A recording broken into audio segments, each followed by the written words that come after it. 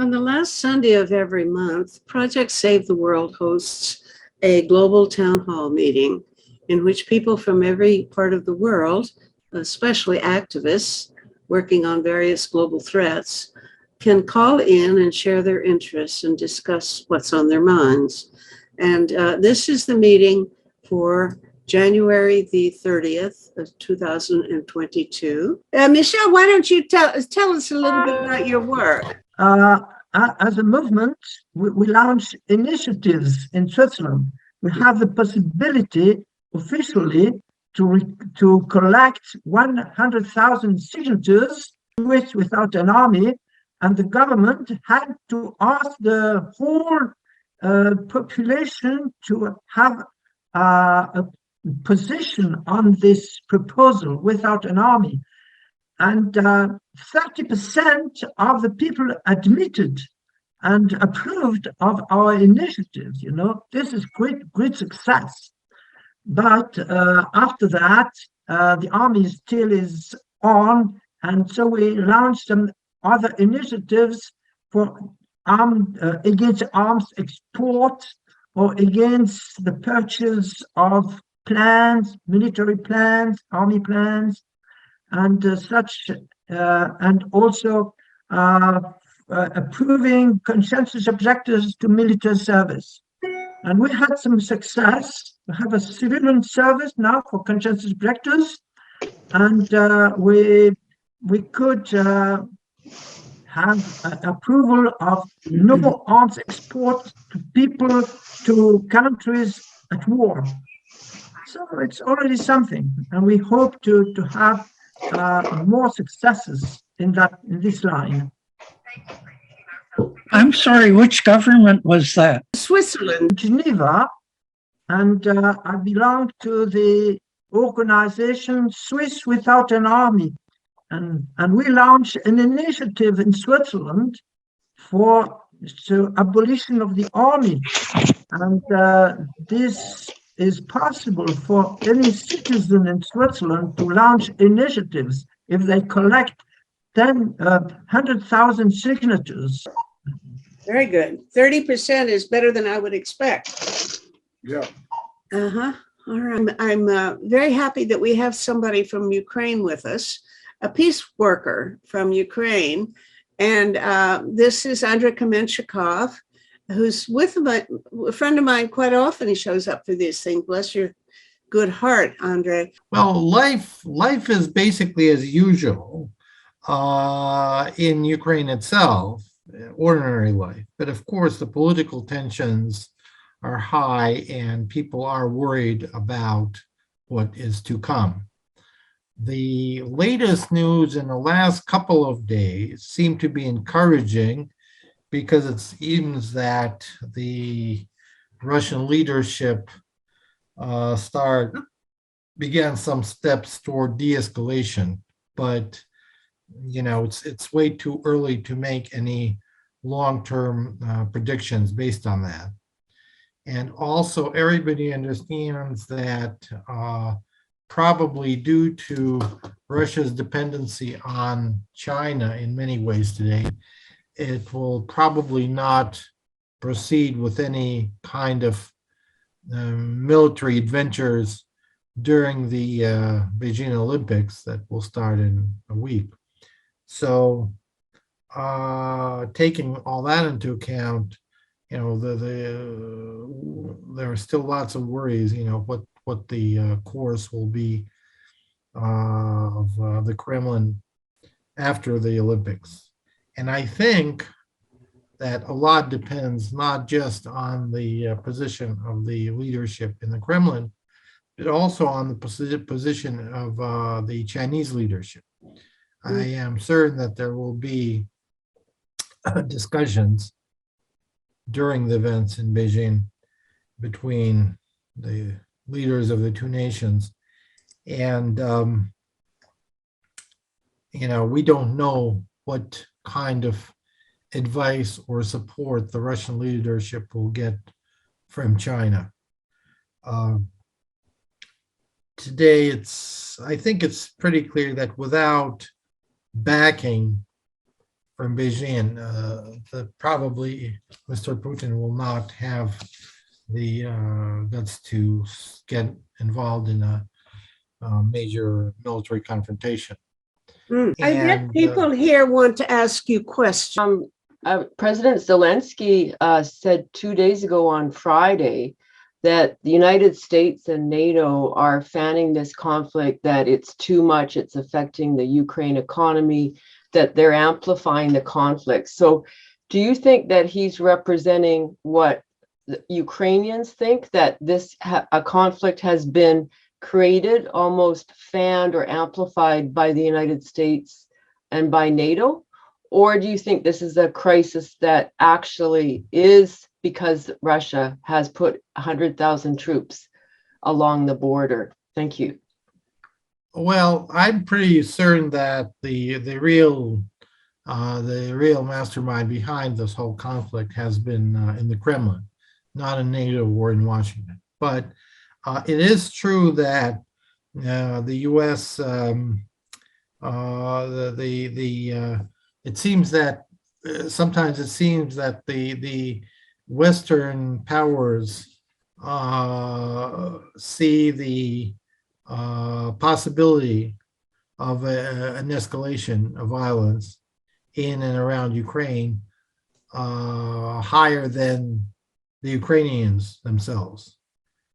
And for example, over last week, the U.S. Embassy here in Kyiv sent out a number of messages to American citizens in Ukraine calling on us to leave the country, and had a conference, a Zoom call discussing this. And of course, this makes people nervous. News about diplomatic personnel or families of diplomatic personnel leaving and so forth.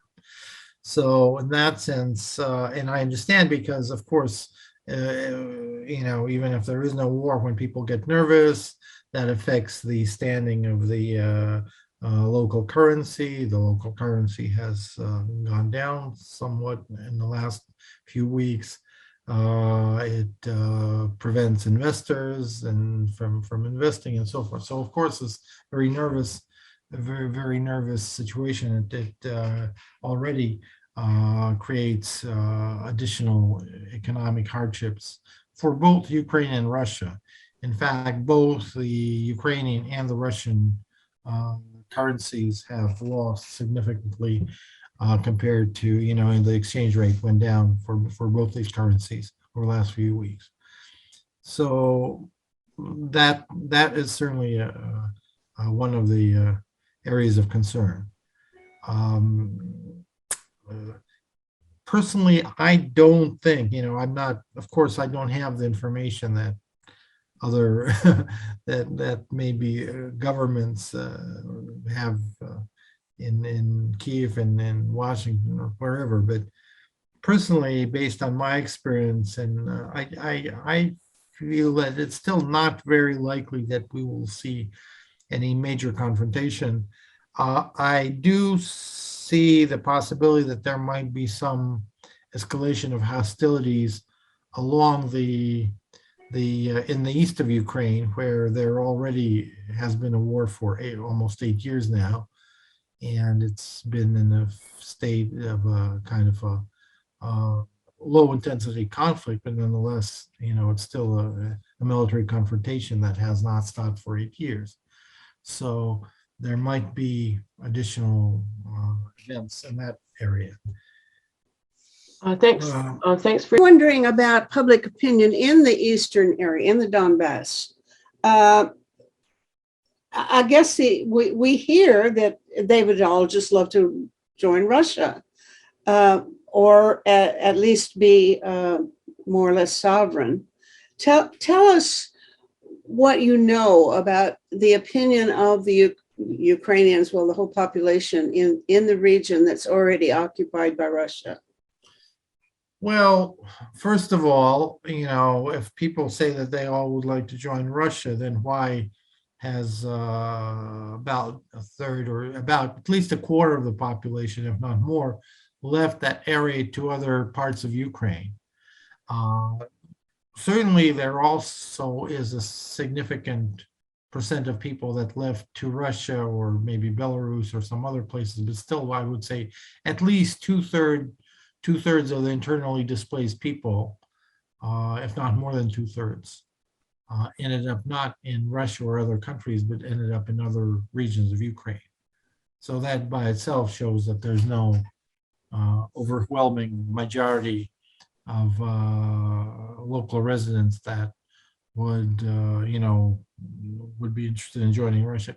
Theoretically, I mean, after 8 years of war, I am certain that most people would be happy with any long-term resolution. If it means joining Russia, fine. If it means restoring the Ukraine's official authorities there, I'm sure that most people will be satisfied with that. People are just tired of war as such.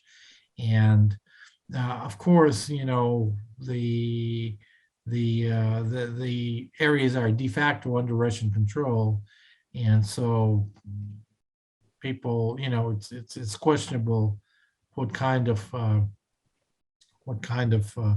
public opinion you can really expect or measure in these kind of circumstances.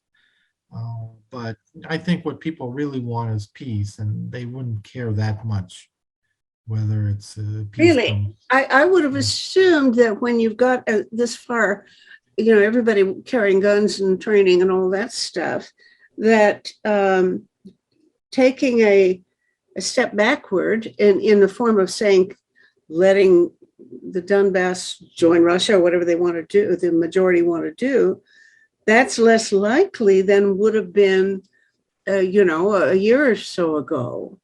I would have guessed that just because of the psychology of, the drumming up, drum being for war, But you think not. The tensions don't, the level of tensions goes up and down, not in relation to the attitudes of the people in the conflict affected areas.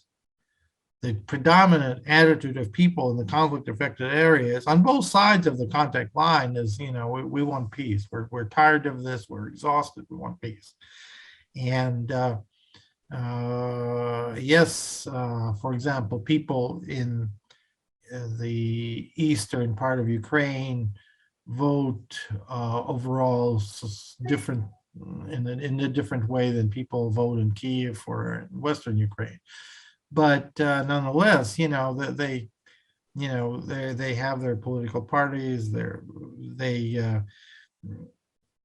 think that the people that just by comparing life in the areas that remained under Ukrainian control in the Donbass and areas that are under separatist control, I don't think this comparison favors life in the separatist controlled areas. Now, if Russia decides to formally annex these territories as it did in Crimea, I would expect that most people living in these areas would welcome that, because for them, this would be, a resolution of their, state of uncertainty. If Ukraine returns somehow, that's not going to happen probably in the near future, but again, people are tired of war. And it's not a case where there is deep historic animosity based on ethnic or religious or other lines.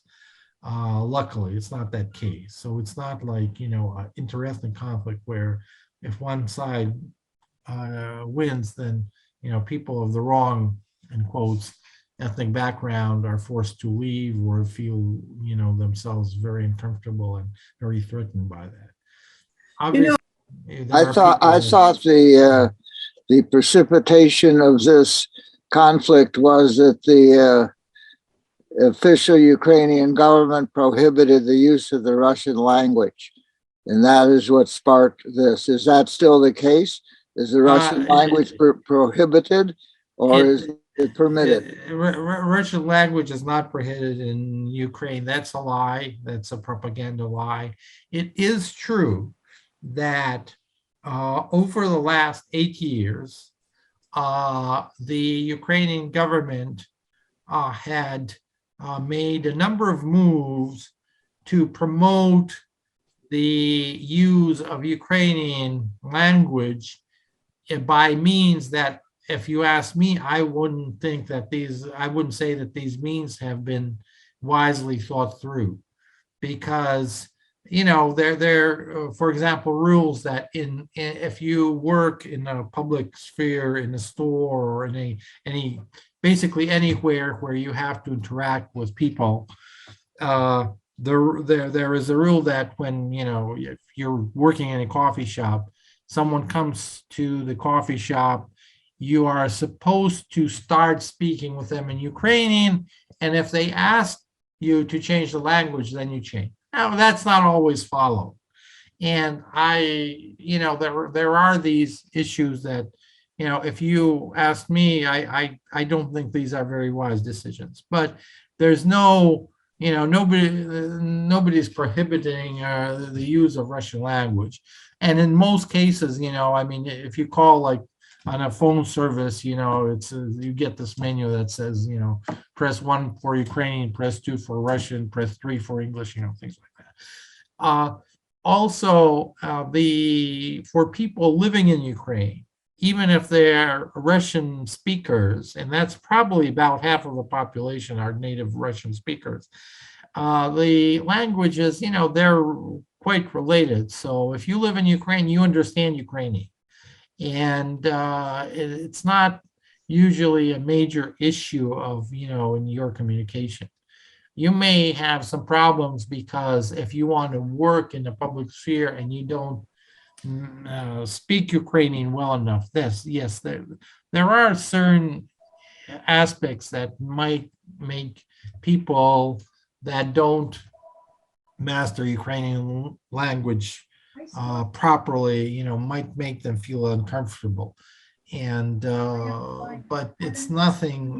I'd like to briefly address the Ukrainian problem from 3 aspects. One is our grand movement to gradually prevent war. The second is the actually separate movement for much quicker elimination of nuclear weapons. And the third aspect, from the point of view of an article written just 6 weeks ago on December 14th by Jack Metlock, who has been the ambassador of the United States to both Czechoslovakia and Russia. And in this article, that was back in the day of Gorbachev and Reagan and the cooperation during that time. And he describes the situation in this article in Ukraine from a historical and geographical and current political point of view. And what he describes is that the Ukraine, if you look at the map and go from east to west, at the far east, you've got a population that's quite strongly Russian, feels Russian. At the far west, you've got one that's more like the EUA. And in between, merging to the center, Kiev, equally on each side geographically and equally in numbers, gradually decreasing desire towards either side. So you have a nation that's about 50-50 split in population in the degree, I think, as was just stated. And that in the elections, votes have been very close. They've kind of seesawed back and forth between the east half population and the west half. And that therefore, what I'm leading to from this is that with the current situation of the escalation toward possible war, is that Putin has gradually look at it from, you've got both sides should look at it from the point of view of the other. And I think the point of view of Putin hasn't been looked at enough, because over the past number of years, the NATO has gradually extended country by country to his borders north of Ukraine. And now he's asking, his chief request, I believe, or one of them, is if the NATO could state that it would not have a request or give Ukraine the opportunity to become part of NATO. And the sort of automatic response of the West is that's just an impossible demand, because Ukraine, other than that eastern little part, is all in favor of UUA. They'll want to join us in NATO and be safe from Russia. And actually, from Jack Matlock's point of view or description, the nation's about divided and probably should remain as it is. And I would think that it would be that when I first heard of these things happening a couple of months ago, it was an initial demand of Putin, of Biden, that Biden would guarantee that NATO would never take in Ukraine. And the response of Biden seemed to be, well, I would, but I can't, because I can't guarantee future administrations of the states to do it. But I've had the thought that maybe Putin could say, well, I can to the end of my administration, we won't, but I can't guarantee it in the future. But the response of the rest of the EU, other than the United States, has seemed to be even more intransigent. Oh, yes, we will allow Ukraine, if it ever votes to do it, to become part of NATO. And so I think that from my point of view, why can't NATO and can't they just leave it a buffer country? Because it's half and half. It's not as often pictured 90% in favor of EU in that little eastern corner wanting Russia. It's about half and half in the population. See, the picture that you described, or that probably was described in that article, it was absolutely accurate 8 years ago. It's true that before 2014, maybe, every time there was for example, a presidential election, it was almost a 50-50 split, and usually, it went back and forth, sort of like, between Democrats and Republicans, and same way, it went between the more, let's say, pro-Eastern and more pro-Western parts of the political establishment of Ukraine. However, the actions of Putin's government when he first annexed the Crimean Peninsula and then fueled groups in eastern Ukraine, separatist groups, and basically fueled that conflict to a state of full-scale war, that created a backlash. And as a result of that, today the picture has changed quite dramatically. And yes, it's not 10-90, no, but it's about, I think, about 75% today of the population of Ukraine is in favor of joining NATO, in favor of joining the EU, and they see that as their future, specifically because they were invaded. And so, we cannot ignore this reality. And as I understand, the position of the West today is that, we cannot, there are certain rules for joining international organizations, and it's not our, we can't tell a country like Ukraine that you never have a chance to join us.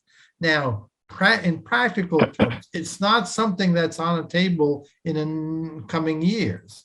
There was no reason today to escalate tensions because it's not like, tomorrow Ukraine is going to join NATO. Everybody understands that. It's probably not going to happen in the next 10 years or so. But nonetheless, the Western position is that we cannot deny Ukraine this right. And, it's not a question of NATO. It's a question of the attitudes in Ukraine that were shifted dramatically after Ukraine saw itself threatened by Russia. Before that, you had a overwhelming majority of Ukrainians that wanted their country to remain neutral. Now changed, but that happened is exactly as a response to the actions of the Russian Federation. I would like very much to know what you think as a Ukrainian, or what Ukrainians might suggest to help us step back from the brink. What, particularly, what could Canadians do? Okay, well, a few practical things, and I'm ready to share with you. One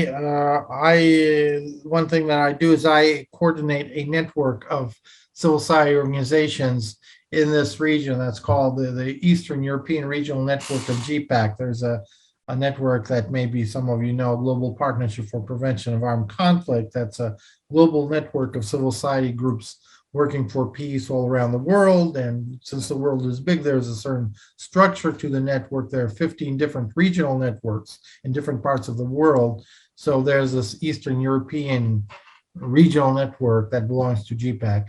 And we just recently prepared a statement on the situation in Ukraine, where, obviously we call for de-escalation and all that, but also there are a few practical ideas of what can be done.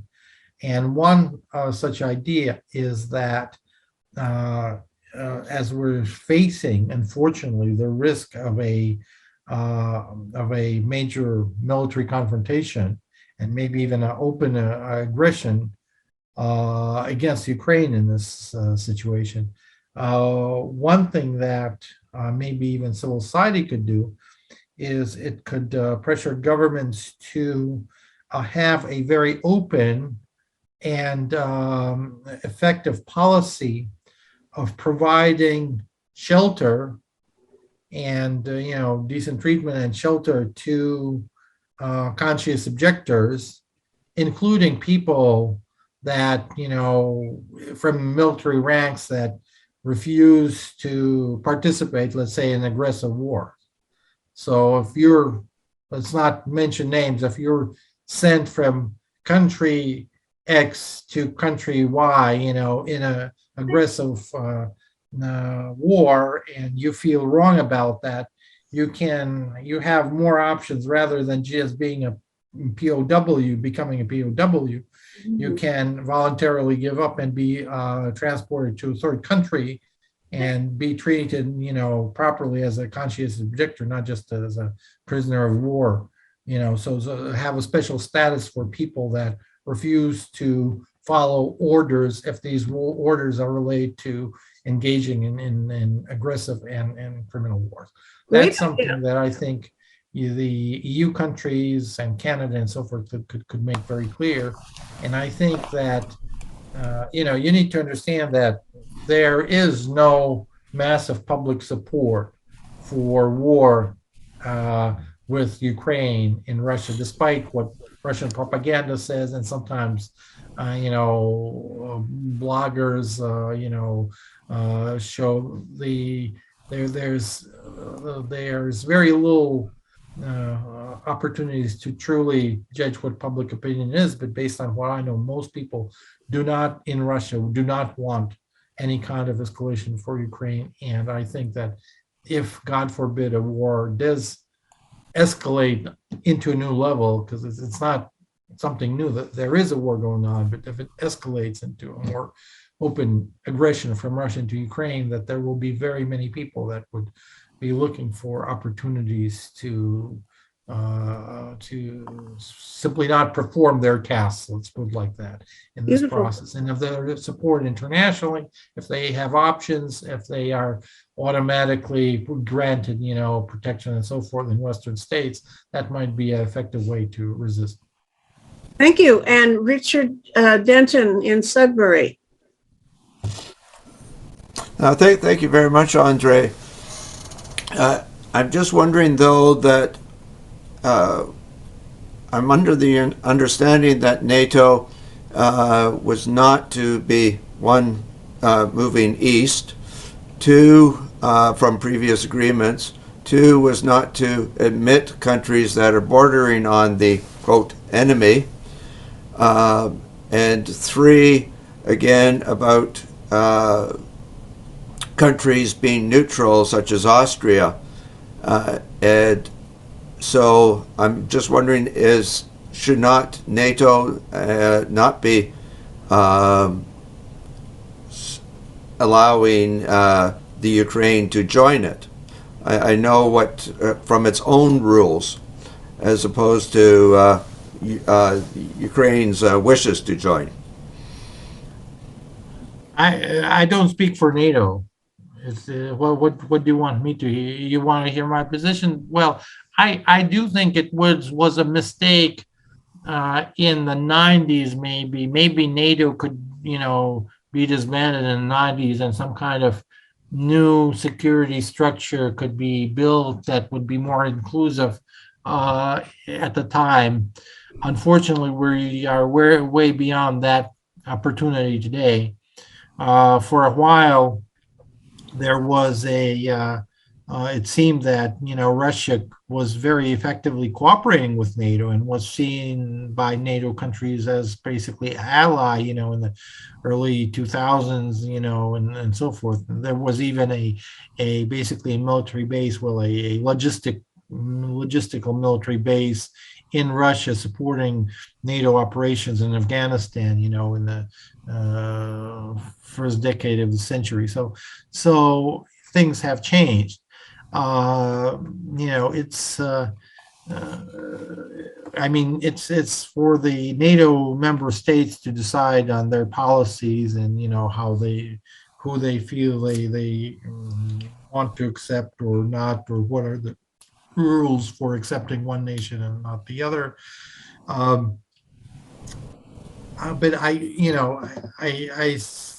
I understand why it's hard to argue today in Ukraine with people that are predominantly for joining NATO simply because they want protection. They see that as a guarantee of their territorial integrity and security, because they lost, part of their territory. They are dealing with the war for the last 8 years now.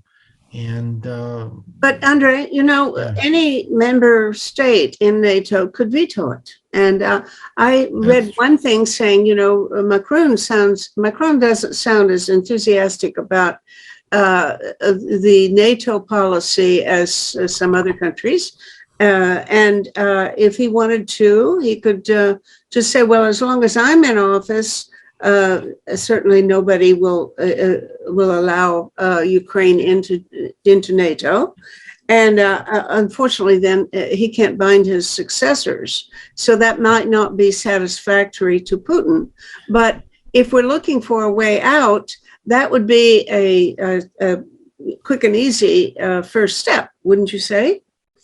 And it's a very theoretical discussion. In reality, while Ukraine, they even, I think, wrote in their constitution that the Ukraine wants to join NATO. But in reality, it's not something that was on the table in the near future. Everybody in Ukraine understands that it's not going to happen in the next year or two or even 5 years, probably. Maybe in 10 years at the very, best. So it's not something that is this whole issue of, it's not something that was discussed in practical terms. It was, again, it was this, I don't know why the Russian leadership suddenly tried to focus on this and make this such a big issue, because it was not. It was not an issue that was being discussed. Everybody understood that it won't be many, many years till, if Ukraine ever joins NATO, it's certainly not something that's going to happen. Okay, but look, if the question is, what is Putin's mentality? Would he be halfway encouraged and mollified by such a position if Macron were to say that publicly? I'm not sure. I don't know what Putin's position is. I see that his reign, especially his last, since he returned to formal power in 2012, his policies have been a disaster for Russia, for Ukraine, and I'm afraid for the entire world in many ways. If he would leave in 2008 after his first 2 terms in office, he could remain one of the, he had this opportunity to remain a very, generally speaking, a very effective and positive figure in Russian history, but unfortunately things turned in a different direction. Okay. As I understood, from back when Germany was reunified, that the agreement was that NATO would not expand, that this seems to be some model in reverse of the Cuban Missile Crisis, where Putin is concerned that there be weapons too close to his border, as well as the Americans. Recently, the Rand Corporation put out a policy document looking to how to partition the Russia so as to have better access to the oil of the Arctic Circle. And recently, having seen the documentary by Oliver Stone up to 2016, that it was the ultra-right nationalist from the Second World War fascist element that engineered, with the American complicity and encouragement, including Biden and Mrs. Clinton and Victoria Nuland, the coup in 2014. And similarly, when there was a resistance to the new government in Odessa, that similarly it was the right-wing militants who overthrew that effort. So what is the internal politics of this new government that seems to be very embracing of an ultra-nationalist toward fascist element? Am I just being misled, or is that not part of the Ukrainian politics? Okay. Are there ultranationalists in the Ukrainian political spectrum? There are. They're noticeable, but they don't have. They're actually a very marginal group.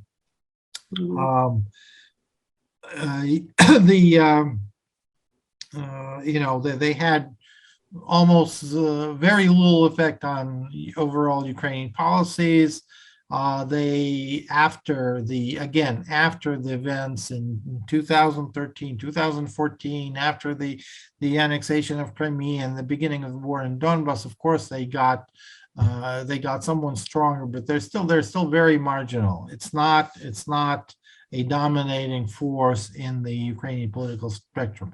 Is there a general, I would say, pro-nationalist, serious pro-nationalist force? I wouldn't say, fascist and ultranational, but yes, there is.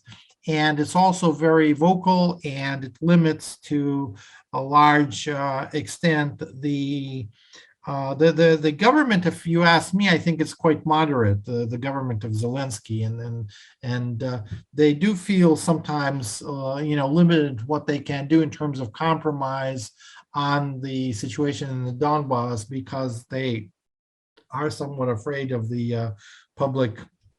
The problem is there is a large portion of the public in Ukraine that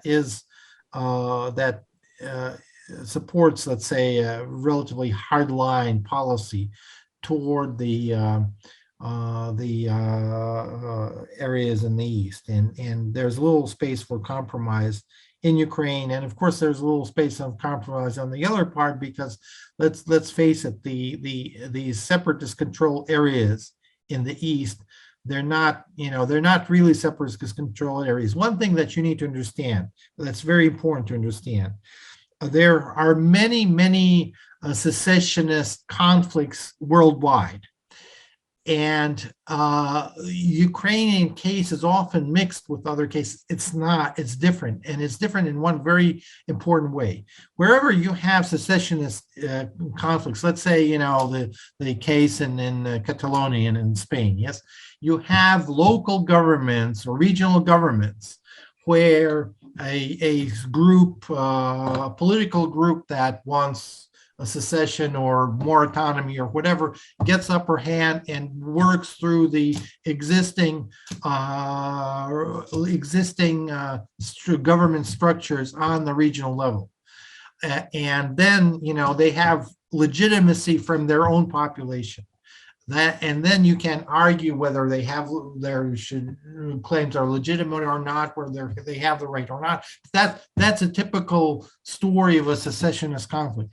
In Ukraine, what happened in 2014 was that it was not the regional governments in the eastern parts of Ukraine that fueled the conflict. It started with armed groups that occupied the government buildings, self-proclaimed themselves as these new regional leaders, and basically engaged in and started speaking for the people of the Donbas region, even though they had nothing to do, or they never had a majority in the official elected institutions of that region. And they were able to do that because they had backing, all kinds of support, including support by weapons from across the border from the Russian Federation. So it is not a typical secessionist conflict. That's something that's important. It has a different origin. Okay, let's go to Joe Lombardo now. Yeah. Joe. Hello, everybody. Thanks. I'm glad to be here. I'm glad to hear this discussion. I tend to agree with Alan Haber on some of the things he said. I've been recently on 2 occasions to Ukraine, one of them in 2019 as an observer of the memorial for those that were killed at the House of Trade Unionists, unions for being opposed to the coup that took place in Kiev.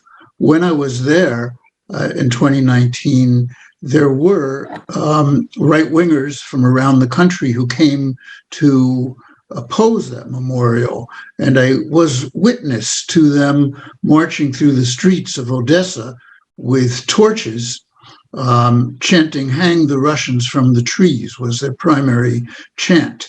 And wearing swastikas. You could see swastikas on people's coats.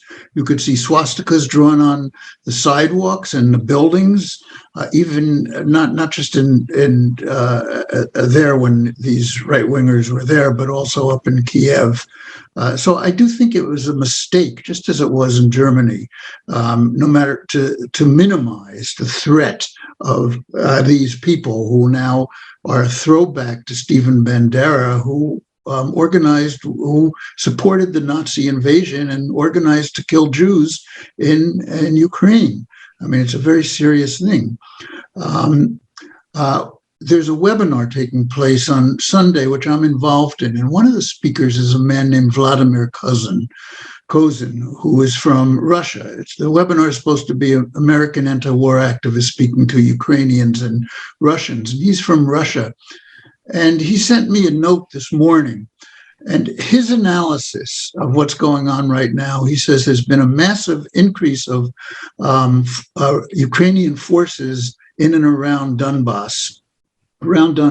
It's gone up to around 150,000, a major proportion of their entire military. It's increased by over 30,000 in the last day or so. He says they have modern weapons. They have U.S. advisors. And his thought is that what is really going on is they are going to invade Donbass, and they're going to try to take back the independent areas of Lugansk and Donetsk, and that the West is very aware of it. The United States and has bought into this, and he believes that this talk about a Russian invasion is because they're afraid that Russia would come in to support those independent enclaves in Donbass. And then they could say, you see, there was an invasion, and take whatever action that they may take. Anyway, that's his analysis of what is going on right now. But I do think that it is a very serious situation. And I do think that anti-war folks today have to be vocal and be out in the streets, not minimizing what's going out there and demanding that we don't have a war with Russia. We just got out of Afghanistan, and now they're trying for another war. And a war with Russia is very different than Afghanistan and Iraq, because it is with a major nuclear power, which you all know. And even a mistake could cause a catastrophe. So it is really beholden upon the anti-war movement in the West to start saying no war with Russia very loudly and very clearly. Thank you. Erica, you put your hand up and then down again. If you want to put it back up, I'll call on you right now. Well, everybody's saying a lot of interesting things, and I want to thank you, Meta, for having this discussion. I was on CTV regarding Ukraine, and also I wrote an article regarding how the crisis is like the Cuban Missile Crisis for the Hill Times. So I've gotten a lot of emails from diplomats. I can't say what they said exactly, but I just want to explain that Canada has a very well-known ambassador, Christopher Westall, who was the ambassador to Ukraine and to Russia and to many other posts. And he called me, and he was saying, and I don't think he minds if I say this part because Joe just said it, and that is that there's a diplomatic solution, that we need to think more about Russia than about Ukraine, that Russia is the partner that we need to not conciliate, not ameliorate, but to focus on. But of course, as all of you know, the Ukrainian diaspora, especially in Canada, the largest in the world, is very strong. And so for us in the peace movement, I mean, I'm just writing an article right now, and I know I put a line in there about the Ukrainian diaspora will not like this idea. It's about making a neutral zone similar to the Göttingen corridor during the Cold War. I also had a lot of exchanges with Dr. John Manza, who is in charge of NATO operations, all of NATO operations. I can't say what he told me at all, but basically I can say to you that he says there's not going to be any ground war between NATO and Russia over Ukraine. And when we keep saying in the peace movement, we keep drawing attention to the combat troops that are being deployed in Ukraine, he keeps saying that we're wrong. But of course, I keep saying, well, no, we Biden yesterday did say that they will deploy a small number of U.S. combat troops to Ukraine, which is completely inconsistent with what he's been saying all December and January. So I think Biden screwed up a bit there. But anyway, getting back to what the diplomats who are in charge are saying, including the ones at NATO, Mark DiPaolo, Michael Rula, David Angel, who is Canada's ambassador, although it seems to us that we're in a crisis, diplomatic efforts are going to reign for exactly the reason that Joe Lombardo just pointed out, which is that nobody wants to get into a limited nuclear war or a cyber war with NATO. I have a PhD student right now who's specializing in cyber warfare. He's taken a year off to be an intern at NATO headquarters. He's not in crisis mode. I mean, he's nervous because he's got to do his PhD.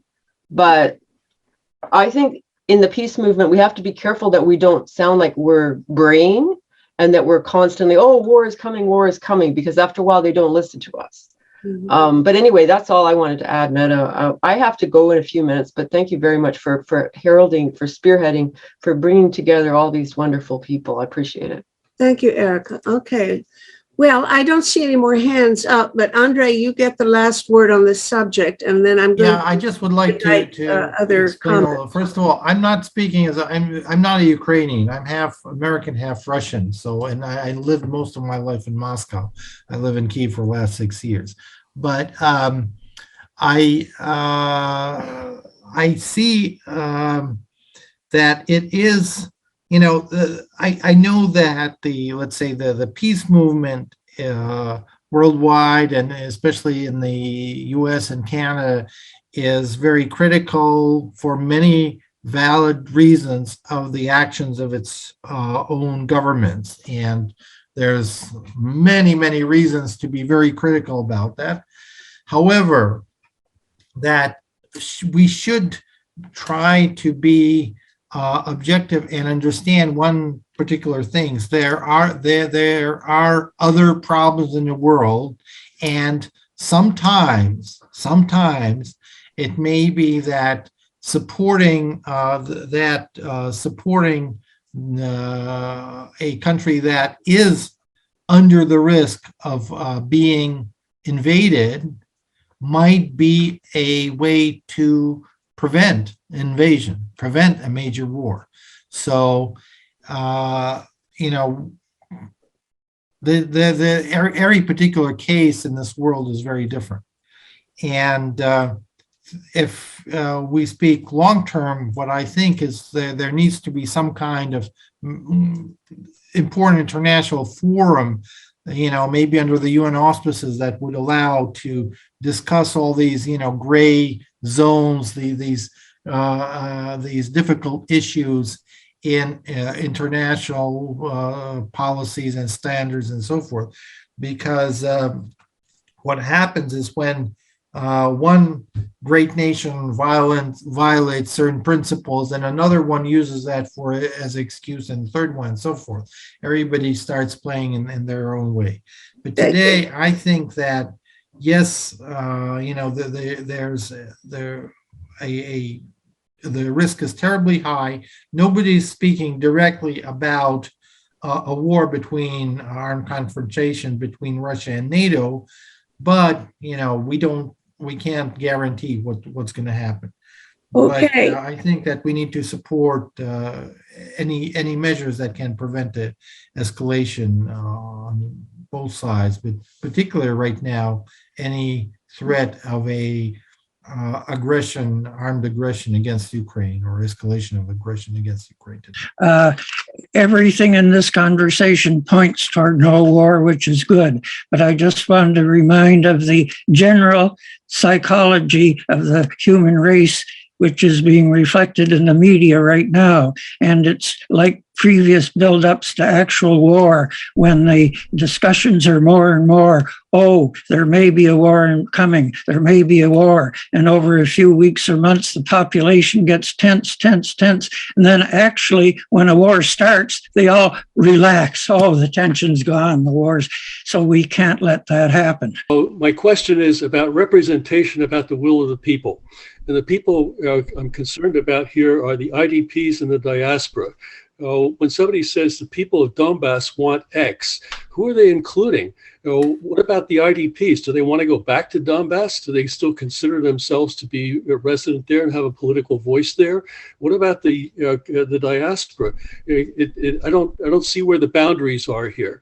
So that's why I'm concerned when I hear about what the will of the people is in a place like Donbass. Well, yesterday, Sweden approved the government an underground nuclear waste disposal site. So that would be the first approval. Canada is looking to approve by 2023. So if you're not involved already, like Richard and me, in the negotiations, the debates, the testimony, it's a full-time job following this. But the issue is whether there would be a depository at Ignace, which is way up north, or one at Teeswater, which is about 50 kilometers away from the Bruce reactor, which is the largest operating nuclear facility in the world. So recall that the previous proposal that the Nuclear Waste Management Organization put forward was that the disposal site would be below the Bruce reactor, 1.6 kilometers away from the Great Lakes, from Lake Huron, and in the Great Lakes Basin. It will still be in the Great Lakes Basin, but it will either be in Ignace, which flows into the Hudson Bay, or it will be at Teeswater. So my son went up there 2 weeks ago for a rally to film it. It's a very small local issue. There's only 5 councillors. 3 out of the 5 will get to say that it is a willing community. So the NWMO is looking for 2 willing communities. They had 22, they're down to 2. And those 2 are the tiniest little places in the world. I think 3,238 people in Teeswater, and then some of a First Nations Indigenous elders involved in the Ignace one. I'm pretty sure it's going to be at Teeswater, which is why I'm focusing all of my energy on that. If you're interested, join Northwatch with Brennan Lloyd at the helm. She's a very good volunteer. I'm not the head of this because I'm a professor at Western University in London, Ontario, Canada. But this is an issue that's going to be decided as a willing community in the next, literally, probably 6 or 8 months. Mm-hmm.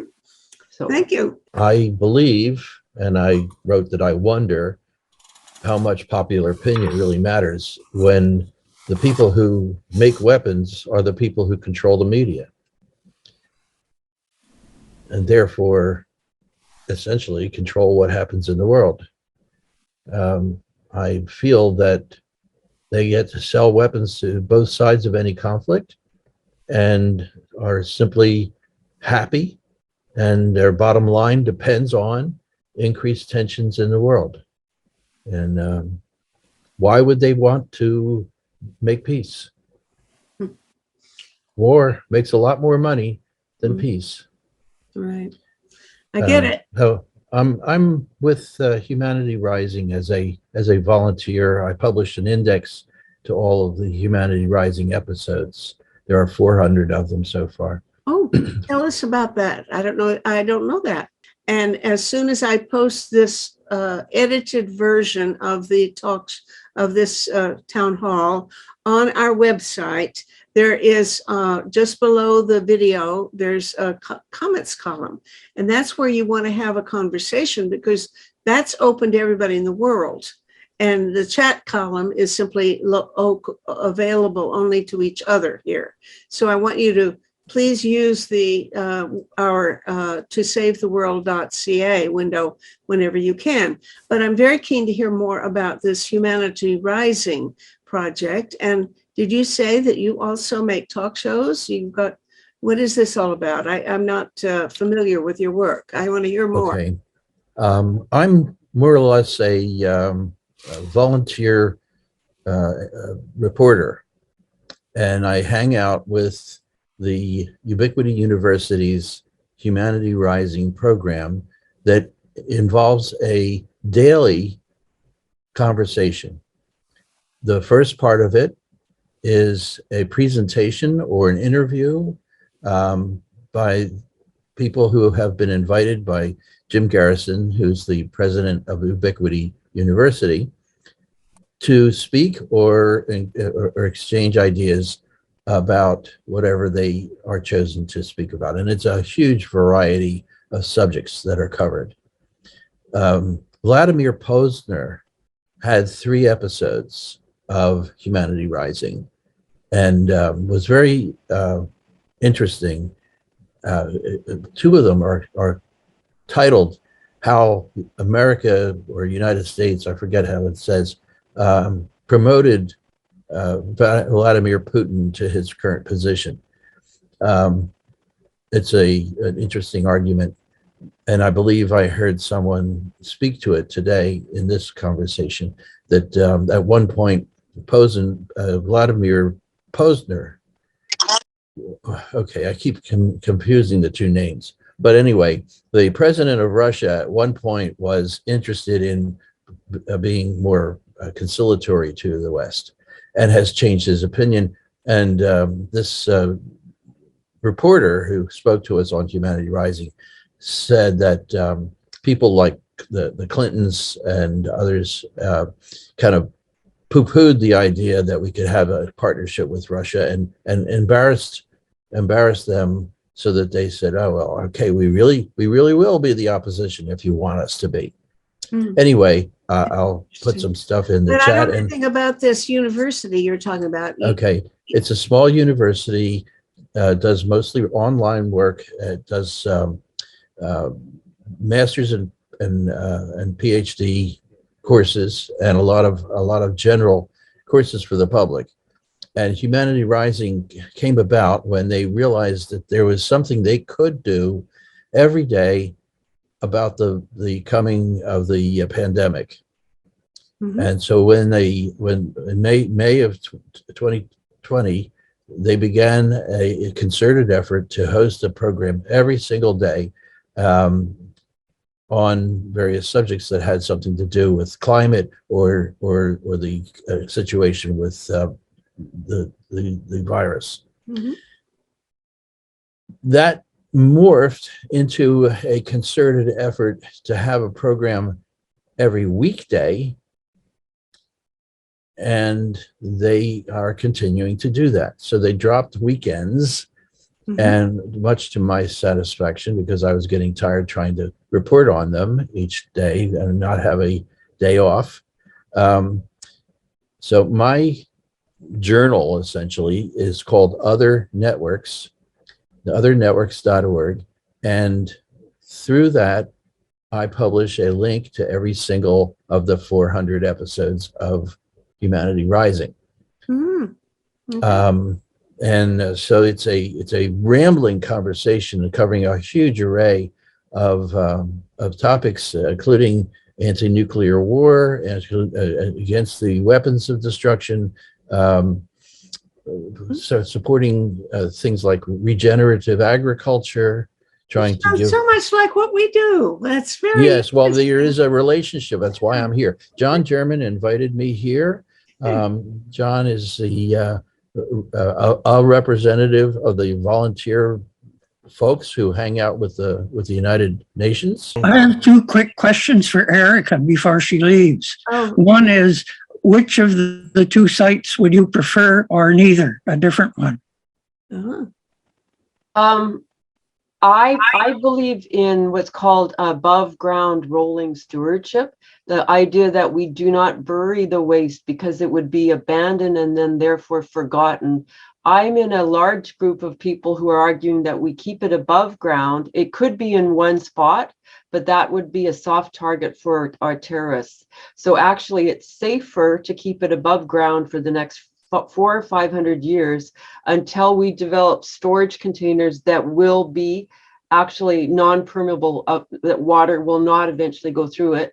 More importantly, that we may vitrify it, or we may end up taking out the plutonium and uranium and using it for other reasons. So the key is to delay, and not go right away to burying it 100 miles north of what you're looking at. This is my university, 100 miles north of me, big hole in the ground as big as the CN Tower, 7 kilometers long.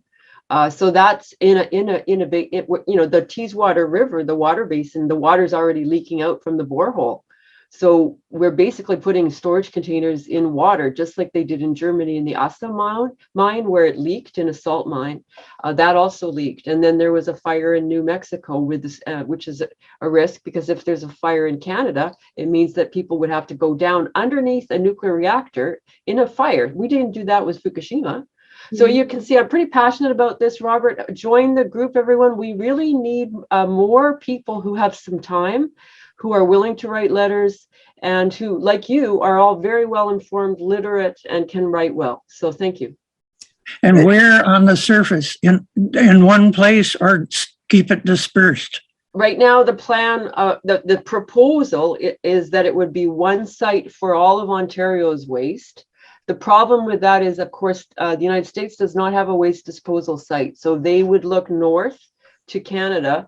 The cost of it is estimated between $1.3 billion, which is about 1/15 of our entire defense budget. So we might end up taking American waste, which would mean we'd be moving nuclear waste across borders, which would set a precedent as well. So What that's is your preference in one place or I don't dispersed? have a preference. I said that before. My preference is to keep it close to each reactor. So Pickering, Darlington, and Bruce outside, and keep it monitored. Just that as we monitor, we have planes and so on. We monitor the power plants. So I'm of the view we put this problem off 500 years into the future, 7 generations into the future. And when is your session and how do we get the I link? don't have a session. You will have to all you need to do is go. I put in the chat that the website and also the email. You join, and Brennan Lloyd is the person who will put you on, and we would be happy to see you there. And anyone else here, I'd love to see other people. So thank you. Felicitas Court, yes, speak. Let me unmute. Well, I've been following all the conversation, which is very, very interesting and from different parts of the world. And I'm a convener in media and mental health of the UN, in the section of the UN of media and mental health. So we, and this is a personal project yet from the Behavioral Association of Cognitive Therapies, which I'm part of, but it's not at the UN yet. I wish it would be. But I've seen many of you are Canadians, and recently a giant psychologist in Canada, he passed, Albert Bandura. And I think I think he's in the US, isn't he? He's at Stanford. Well, at the very end, he's Canadian, but at the very end, he was living in Stanford. That's correct. That's correct. But anyway, we have 2 giants in psychology, which would help a lot to save the world. Skinner wrote an article, How to Save the World. And that was many years ago, and not people, what can we do to save the world? His methodology is very, very pertinent for what's going on in the world, in the sense that I see that, if we go from one subject to another, what the behavioral methodology teaches you is to choose one subject. It's the first time that I'm with you with this group. So, from my perspective, from the behavioral perspective, it's good that you would agree in one of the subjects that you're discussing and work in one at a time, like a very reductionistic approach, so that this will ensure much more, it can be very powerful. And also, if you choose to take 1 or 2 subjects and then use Bandura's methodology, which is the power of the media. You were talking about episodes, I think was Stanley, was mentioning, I'm not sure, about episodes that you have in the media. With Bandura, he assessed different changes in many parts of the world, in Tanzania, in China, in Mexico. It started in Mexico. And you know what? It will surprise you with soap operas. So designing soap operas as prepared from the evidence-based approach, it was very successful, and it can be very successful. I know it's very, very expensive, but nowadays, I think it would be good to really think. Our association is very concerned about suicide, because suicide is on the rise. And in 2030, depression and suicide will be the first mental illness in the world. It's already, the statistics are very, very high. So what will you do if the human beings are in depression and, the apathy and, thinking about suicide and despair? So it's it's a priority, I think, to focus on the human being, on what the people are going through in this pandemic, because life has changed dramatically. And I don't see that in any part of when I don't know what media to see, because it's always describing the pain or the suffering, but I don't see the side of how to survive this, how to learn resilience, how to create not only individual efficacy but collective efficacy. And well, we have the pioneers, and we have the giants in psychology that do that, and I don't see that being done anywhere. So it's very frustrating from the behavioral point of view. We don't know what to do, but so I'm just putting out there in the table because it's a subject that let me thank you for mentioning Bandura, and especially for mentioning soap operas, because I wrote a book about it. Two aspirants and a comedy. It was about how we should use cultural products to illustrate various kinds of solutions to human problems by such things as soap operas. It's exactly my point of view. And I have made, I believe so far, at least three different talk shows about that. So if you go to our website, to savetheworld.ca, and you look under videos and you search for soap operas, or you search for the names of Bandura or some of the other people, William Ryerson, for example, or Stratton, or a guy in Texas, whose name I've forgotten, is an Indian fellow. Arvind Ghindal. Singhal, yes, Singhal.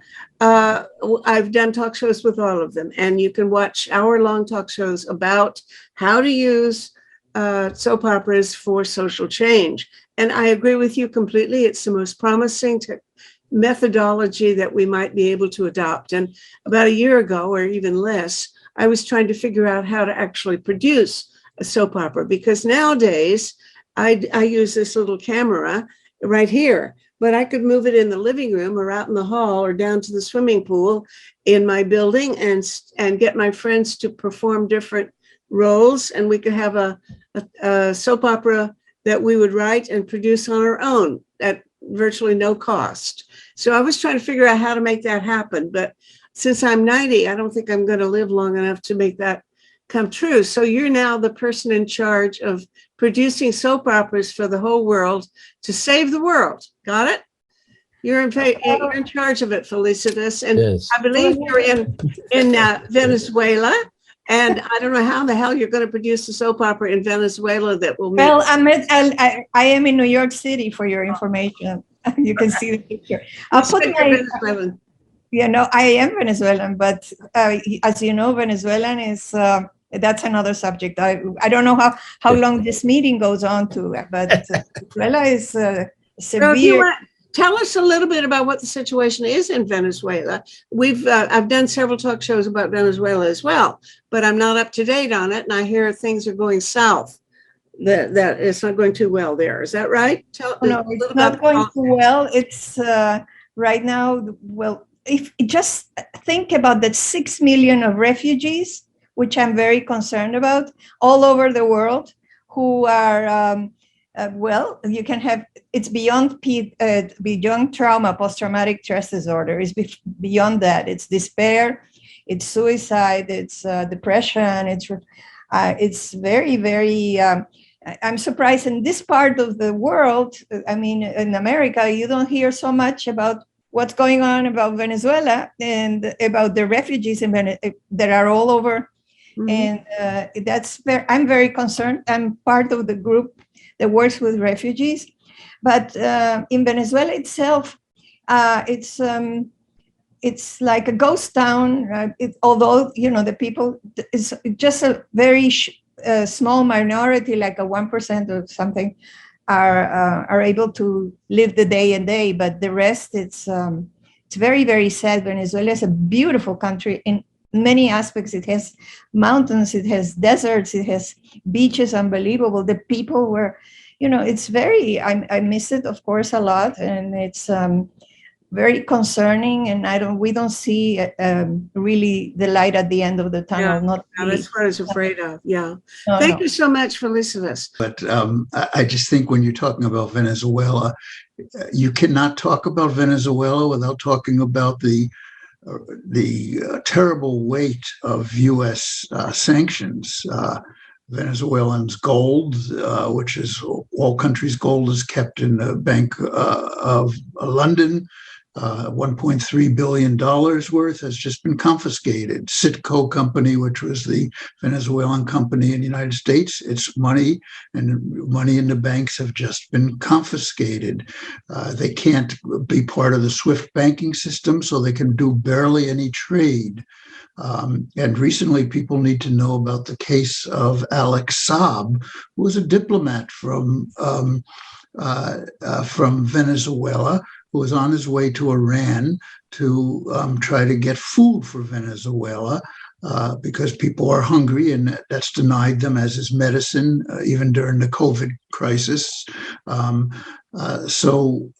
What happened to him was his plane landed to be refueled in Cabo Verde off of Africa, and he was taken off of that plane and has been kidnapped by the United States and brought to Miami, where he's being tried for violating U.S. sanctions against Venezuela by trying to get food into Venezuela, because that's part of the sanctions, is to deny them food. So you can't talk about the crisis in Venezuela without saying, well, let's just let Venezuela live and let's see how their system can really develop without the incredible intervention of the United States and its European allies in that country. So thank you. And I think that I should allow, since this is, you've expressed one point of view, I don't know what Felicita's view is on this, but before going on to Charles, Felicitas, I think you should have an opportunity to comment in response to what we've just heard. Yes, I'm happy to say the following. I am, like one of the other panelists said, I have a passion for psychology. And I just finished publishing my 6th book in Spanish about psychopathy. And I am very involved in, like I said, in the dissemination of the behavioral and cognitive therapies to help change the societies. So if I hear what you say, and this is a political point of view, and I don't, I would like to hear you say that after you go to Venezuela, because there are different angles to that, what you just said, and it's very important to live it in, really, and feel what's going on in the country. So I won't give an opinion about that. My opinion is that we need basically to really do something ASAP to prevent more despair, more suicides, more depression, more, not only in Venezuela, but in what's going on in all the world. So that's where I'm at. Okay, well, this is an easy segue to Charles Talber, who's also a psychotherapist and also dealing with people in situations of terrible conflict and despair. Hello, Charles. With a great deal of pleasure tonight, I must admit, that there's somebody else out there trying to do this stuff. And we're working a great deal online. In various parts of the world, particularly in Africa. We've even got a group in Guatemala.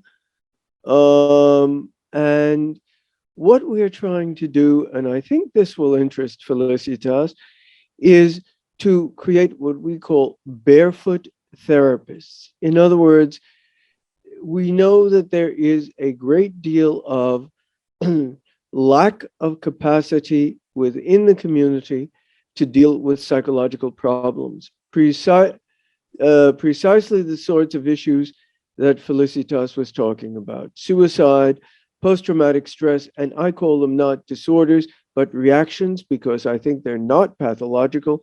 They're a natural reaction to what people are going through.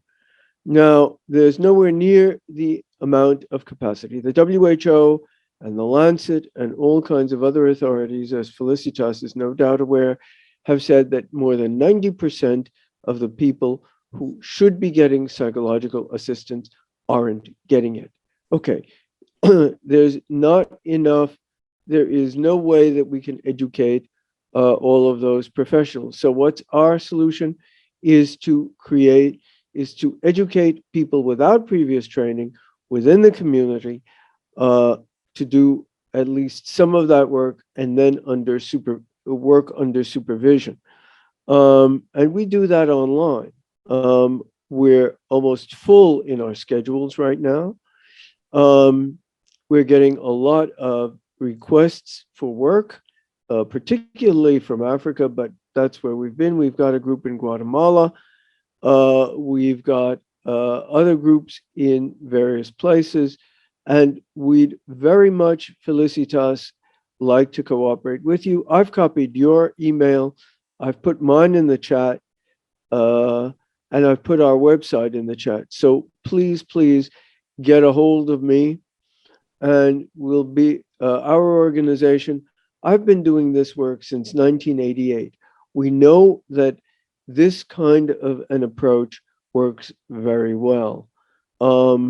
If you train people within the community, they come back to you with their issues, and then we can direct our education and our treatment at specifically what's going on within the community, not necessarily with what's going on in a university, although that's useful, but to the specific issues that are happening where people are. I've been doing this for a very long time. Like you, I'm addicted to psychology and to working with people. So please, it would be good to work together on this. It's music to my ears what you're saying, Charles, and of course I'm copying your email, and I'll be happy to contact you. You know, do you know the work of Vikram Patel, the psychiatrist from India, who? Of course. Yeah. Okay. So he's at the School of Tropical Medicine in London. Exactly. No, now he's now. I think he's at Harvard University, and I'm trying to do that with Venezuela. And what his work means, in a nutshell, is that you get a group of people in a very far away, distant little town in wherever part of the world, and then you have an expert that can train via online to the group that is in the other side, and with just one computer you can use the basics to alleviate depression, let's say mild and moderate depression, not the severe depression, but you can change. You can really, it does make a difference if you have, like Charles is saying, when you have a group that is trained, paraprofessionals that can be trained and learn how to, and the barefoot concept, I think it's very interesting. They also do it with grandmothers. They teach grandmothers. Yeah, that's the Zimbabwean example. What's his name?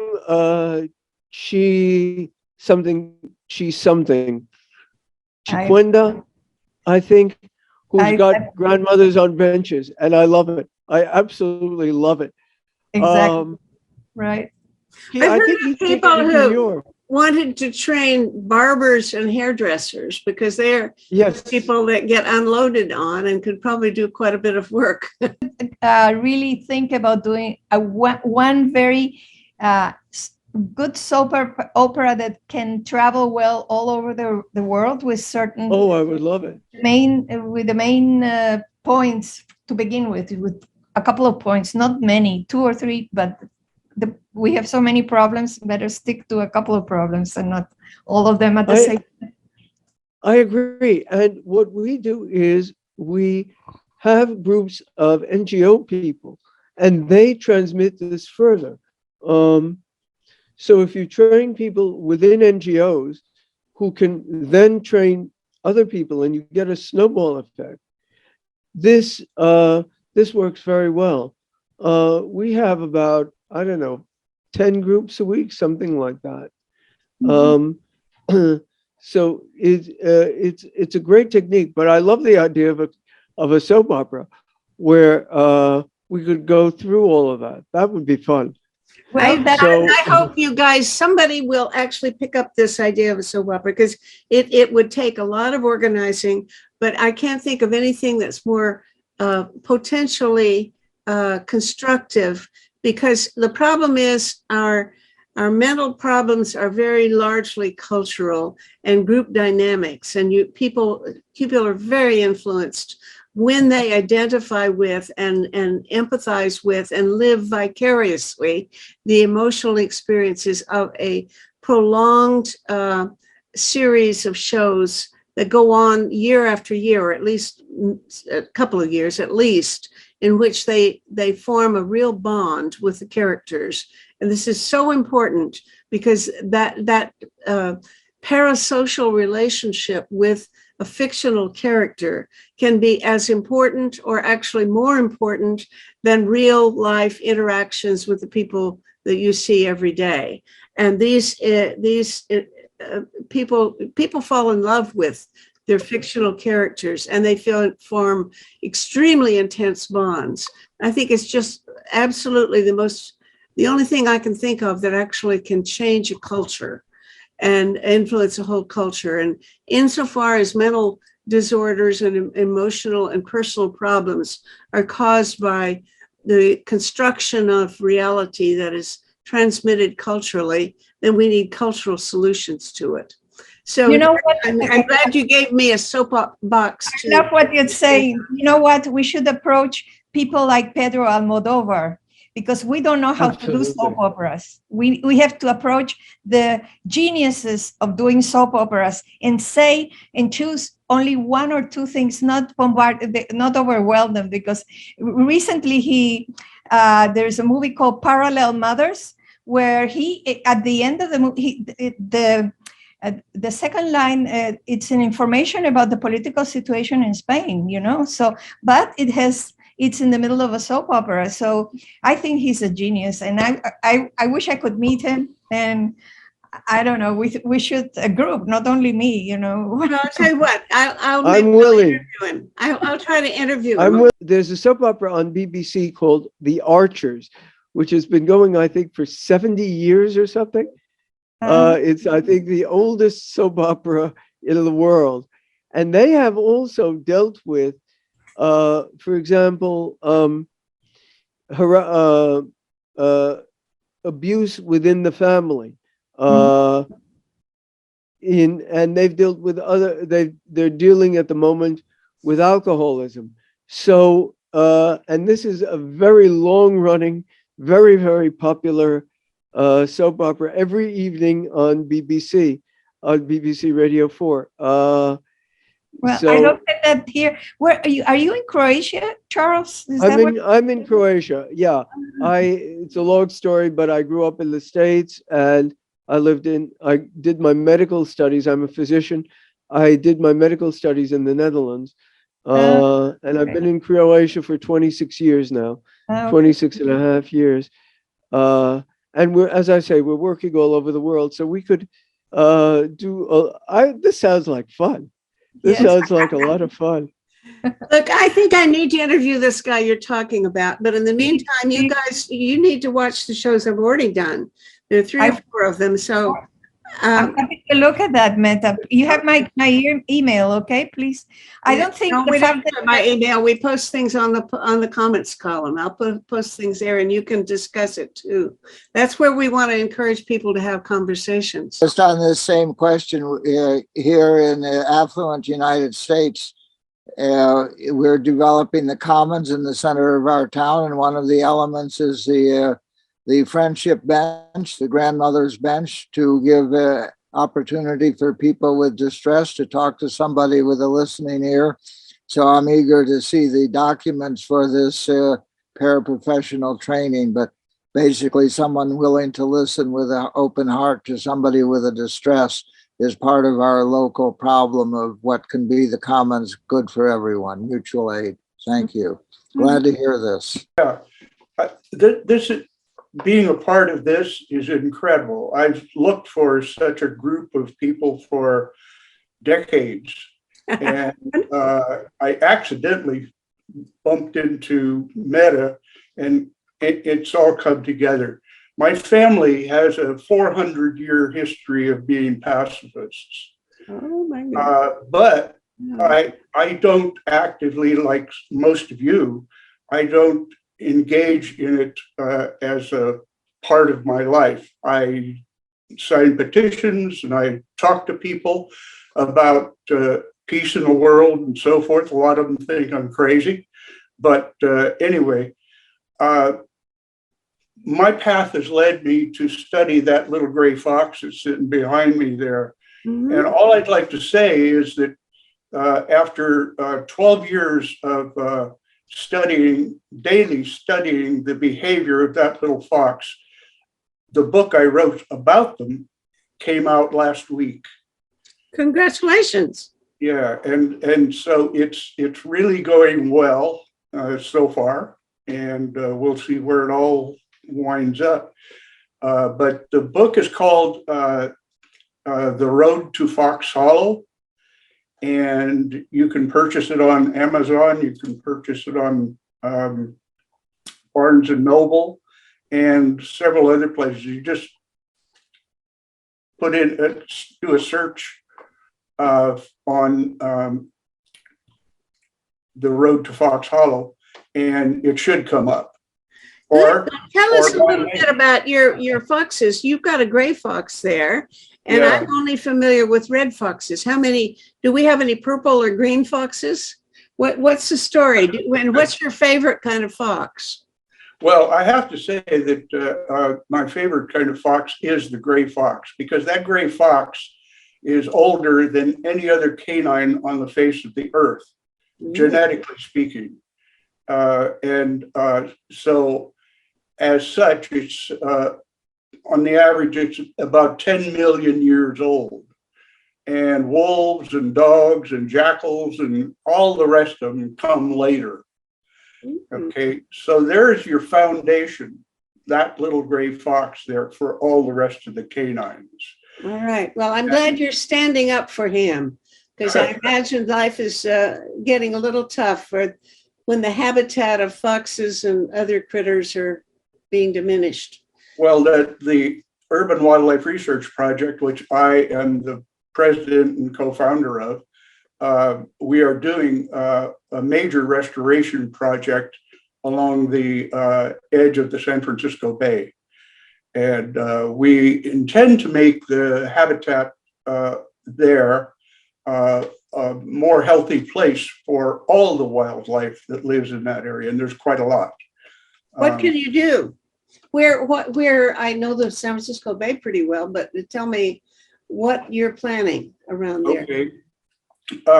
We're planning on developing corridors and linkages that run from the southern part of Redwood City, which is about 30 miles south of San Francisco, all the way down to Moffett Field, which we can't crack into yet because it's a top secret base.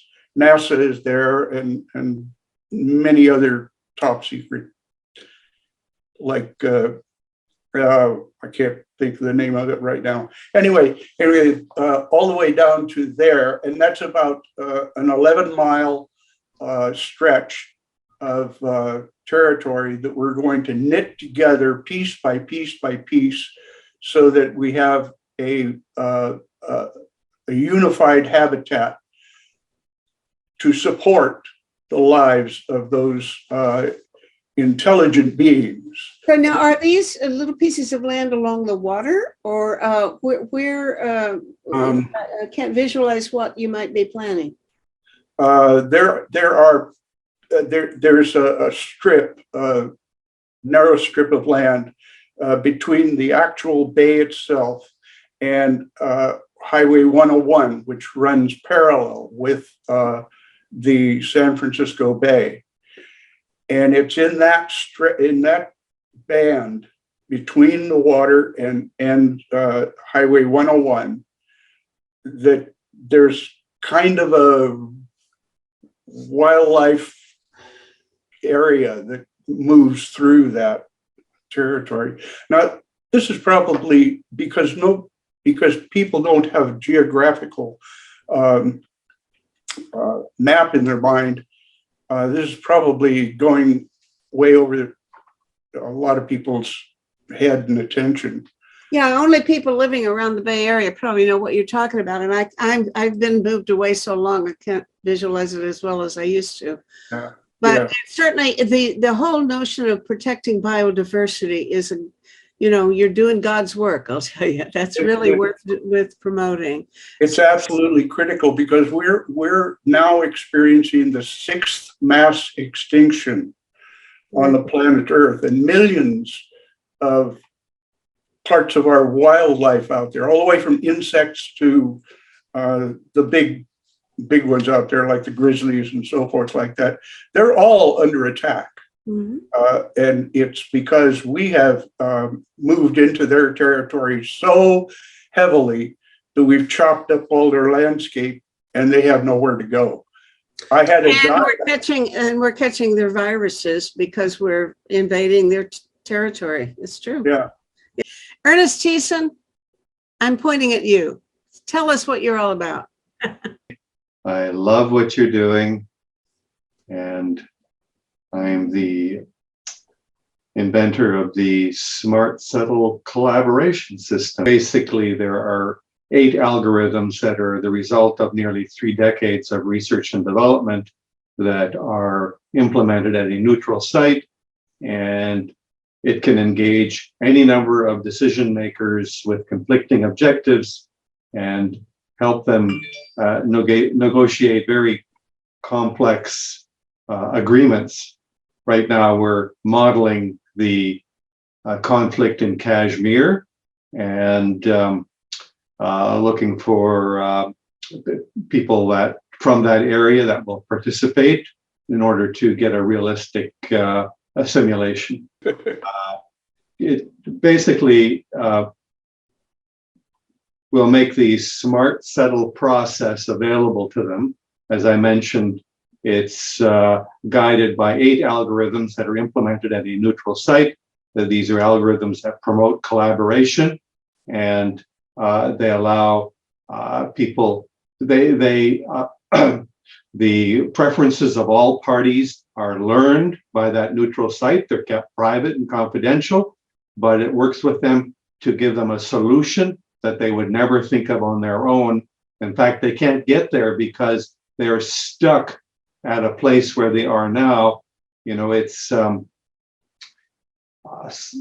there was a fellow named John Nash who got a Nobel Prize for working on this research. And the place where they're stuck is called the Nash equilibrium. He got a Nobel Prize for explaining that, but he said there's a way out of it. And that is a certain algorithm that would get them beyond the Nash equilibrium to the efficiency frontier. So the Smart Settle process implements a similar algorithm, one that was easier to implement. However, Professor Emeritus Howard Rafa at Harvard University took a look at both of our algorithms and said that the one that was developed by Dr. Thiessen, he actually prefers. So that's you. That's me, yes. Okay, look, so you're a mathematician. The bottom line is you do algorithms, which I only know the word. It would be fascinating to understand a little bit more, which I really know we can't do in 4 minutes. Yeah. It would be very interesting to know how an algorithm is going to solve conflicts by finding solutions that to people, ordinary folks, non-mathematicians are too dumb to figure out on their own. So maybe we can have a conversation about that some other time, or maybe even a talk show, but I'm absolutely unqualified to talk about mathematics. Can you put it in plain English? Well, I don't know, maybe John German can help me because he was actually part of the workshop that we did a week ago. How can you explain this better from someone that's newer to everything, because it seems crystal clear to me because I've been working on it for 3 decades. But look here, Nash was the guy that was in the movie The Beautiful Mind, right? That's correct. Yeah. Yeah. Okay. Well, certainly everybody's heard of Nash, at least a little bit, but I don't know anything about his contributions or this Nash equilibrium. Is it something that normal people should know? Is it something that we can absorb? Because if it is, I want to set up a date with you to have a conversation on my talk show. My daily, well, it's 3 days a week now. We do a talk show. So if John and you can explain it to me in ways that other folks can, non-mathematicians can understand, I really want to hear it. Is that possible? Sure. We'd love to work with you and be part of your show. Yeah. Hot diggity. All right. I've come up with a real winning solution today. Anything you want to add? Basically, it's really simple.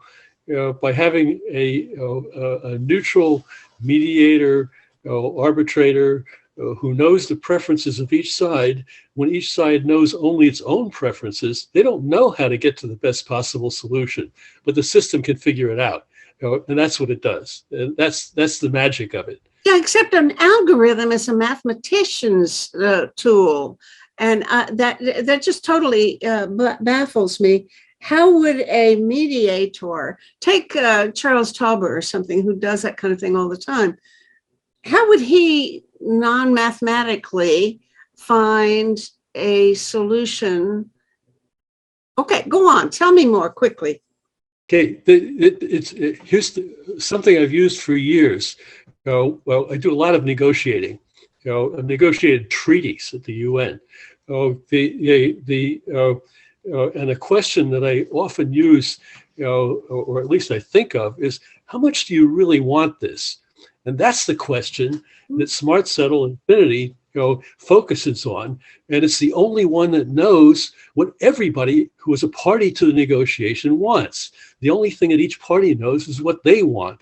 And part of the process for getting ready for the algorithms to do their thing, is for the parties to say what they think the issues are.